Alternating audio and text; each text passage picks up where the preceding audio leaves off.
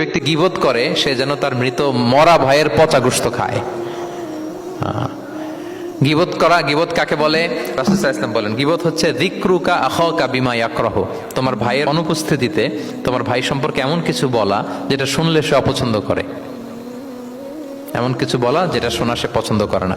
তো এক সাহাবী বলেন, ইয়া রাসূলুল্লাহ আফারাআইতা ইন কানা ফি মা আকুল, হে আল্লাহর রাসূল আমার ভাইয়ের মধ্যে যদি আসলেই সেই সমস্যাটা থাকে তাইলেও কি গীবত হবে? রাসূল সাল্লাল্লাহু আলাইহি ওয়াসাল্লাম বললেন, আরে তাইলেই তো গীবত হবে। ওই দোষ যদি থাকে, ওটা তার অনুপস্থিতি যদি বলে বেড়াও তাইলেই তো গীবত হবে। আর ওই দোষ যদি না থাকে তাহলে তো অপবাদ হবে, এটা তো আরো বড় গুনাহ, ওটা তো বহতান। তাহলে এই গীবা ইংরেজিতে বলে ব্যাক বাইটিং। ইংরেজিতে কি বলে? এই ব্যাক বাইটিং, চগলখড়ি বা পরনিন্দা আরবিতে বলে গীবাত। এই গীবত আমরা করব না। কারো কিছু বলা থাকলে আপনি তাকে সরাসরি নাসিহাত করুন। আর দিন ওয়ান নাসিহা, দিন হচ্ছে উপদেশ দেয়া, শুভ কামনা করা, তার প্রতি শুভ কামনা করে আপনি তাকে বুঝান, সে হয়তো বুঝবে। কিন্তু আপনি তার অনুপস্থিতিতে তার নামে বাজে কথা, মন্দ কথা বলতে পারবেন, এটা অনেক বড় পাপ। একজনের ব্যাপারে আরেকজনের কান ভারী করা, ওর কথা ওর কাছে, ওর কথা ওর করে, এরকম করে সমাজের মধ্যে একটা গিরিঙ্গি লাগায়, আছে না নাই?